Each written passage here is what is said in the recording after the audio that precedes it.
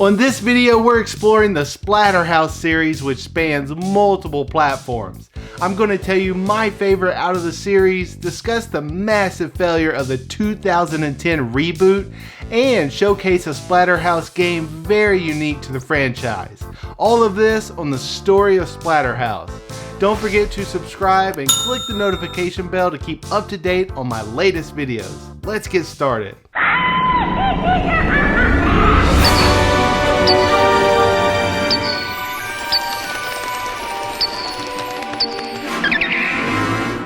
Splatterhouse is an arcade-style side-scrolling beat-em-up first released in Japan in November of 1988 as an arcade standalone system. It was developed and published by Namco and their development team known as Splatter Team. The game was heavily influenced by American slasher films and the works of horror writer H.P. Lovecraft, and it pays homage to the 1980s horror films.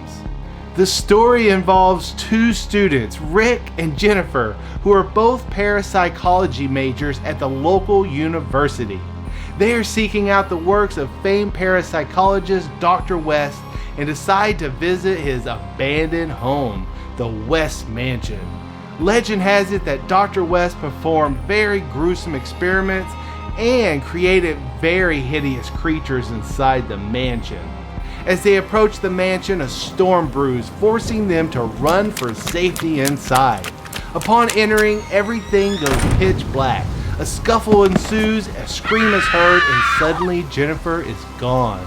Rick lays there unconscious, body covered in blood. When he awoke, his face was consumed by a hideous mask known as the Terror Mask. Rick had read about the mask in Dr. West's works. It is said to have ancient spiritual powers, and now Rick is forced to use it to find Jennifer as he makes his way through the mansion known as Splatterhouse. In Splatterhouse, the player Rick can only move in a two-dimensional environment. His abilities consist of punching, kicking, jumping, with a special dropkick attack, and he can also use random weapons. In every level, the player can only go from left to right. However, it is possible to take alternate paths by falling down through holes or jumping onto ladders, leading to branching gameplay. Splatterhouse would differ greatly from the standard arcade games of the time, and it would force players back to checkpoints instead of allowing continuous credit feeding, making the game very difficult and frustrating when having to play through an entire section all over again after dying. The game has great music and graphics and very cool horror themes played out in a very spooky mansion. However, it really lacks in the combat department, especially when games such as Teenage Mutant Ninja Turtles, Final Fight, and Double Dragon all released around the same time with way better combat.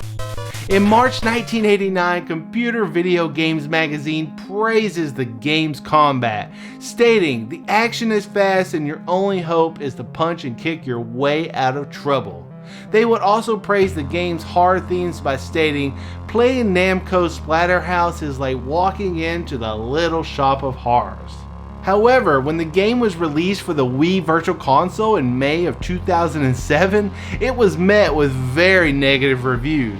Lucas M. Thomas of IGN said, "Putting aside the aesthetic design and just looking at the game on the merits of its mechanics, Splatterhouse is lacking." He complained about the limited variety of attacks, one-way scrolling, and censorship present in the North American console version. In 1992, the world would receive a sequel to Splatterhouse released for the Sega Genesis. Even though 4 years had passed since the first game was released in the series, the sequel would remain unchanged from its predecessor. It would be developed by Now Production, a Japanese video game company headquartered in Osaka, and they were known for such games as Yonoid, Adventure Island 2 and 3, and Miss Pac-Man for the Nintendo Entertainment System. Just like Splatterhouse 1, Rick was still two-dimensional and could only punch, kick, and jump and use random weapons found throughout the game. The only addition was a password system for the English version, a feature that was missing in the Japanese version of the game. Lucas Thomas of IGN once again criticized the game for its lack of innovation, noting, while Splatterhouse 2 is even more violent and replete with even more disturbing images, the shock value is largely gone. We've seen it all before. In 1993, Splatterhouse 3 would release worldwide for the Sega Genesis, and now production would step in once again to handle the development. The game would finally break away from the left to right side-scrolling action and instead feature a non-linear exploration in which Rick must explore different rooms looking for an exit. Each level must be cleared before the time runs out. However, you don't die when the time runs out. Instead, it changes the plot of the game. Rick can also collect Eldritch Orbs and fill a power meter, which can be used to transform Rick into a hulking monster. It's definitely a welcome addition to the series and my favorite out of the first three. Backing up a little in the release timeline, Splatterhouse 2 was not the second game to release. Instead, the second game was Splatterhouse Wanpaku Graffiti. It was only released in Japan for the Famicom in July of 1989. Unlike the other Splatterhouse games, this version is more of a platformer than a beat-em-up game. Rick uses an axe and also has access to a shotgun with limited ammo. The game features many horror movie parodies, such as a vampire that appears to be inspired by Michael Jackson's Thriller, a girl's head spinning like Regan in the movie The Exorcist. A monster popping out of a person's chest is very similar to the Alien movie. The game also includes a scene straight out of the movie The Fly. And there are two levels called Diamond Lake and Diamond Camp, clearly a reference to Friday the 13th's Camp Crystal Lake. In level 7, a laughing deer trophy can be seen paying homage to Evil Dead 2.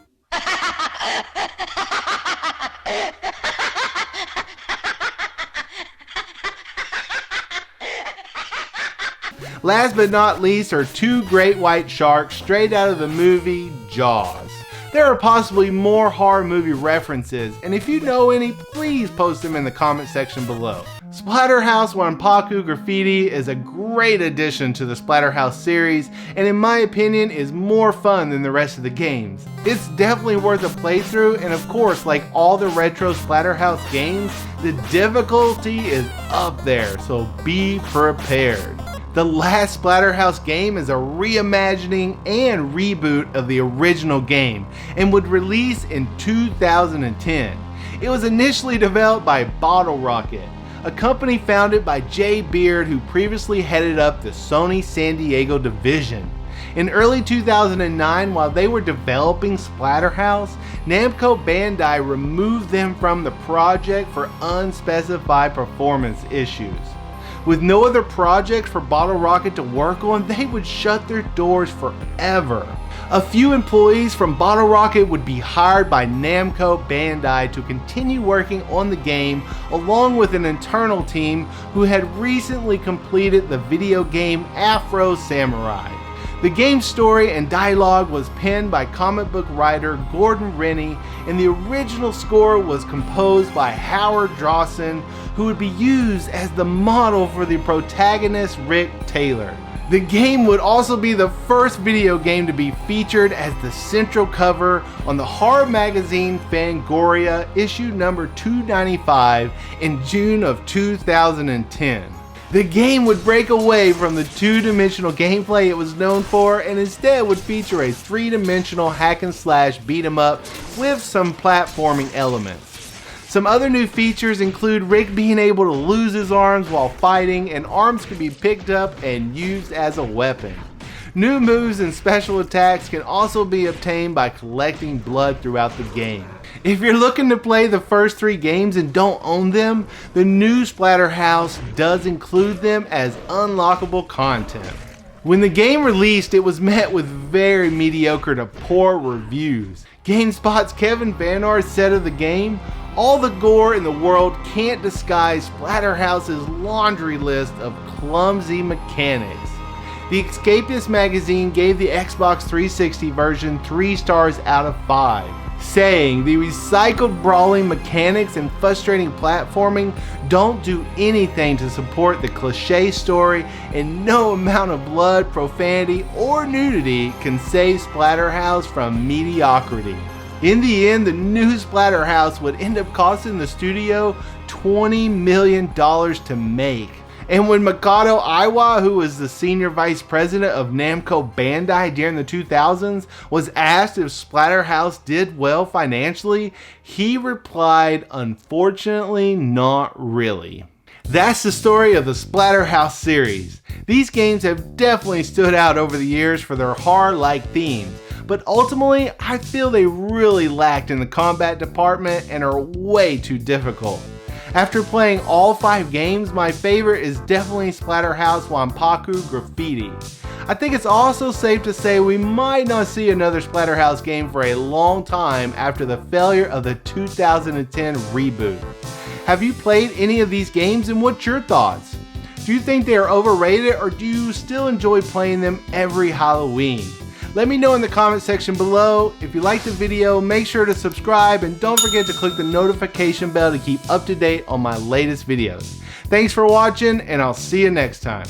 Rod here with Zivivi Entertainment. Before I get out of here, make sure to check out Digital Break for some awesome content creators. Digital Break is a 1-hour block on local TV that premiered in April. They are taking talented YouTube creators and airing their content on local TV. So make sure to follow and like their Facebook page. Thanks everyone, I'm out.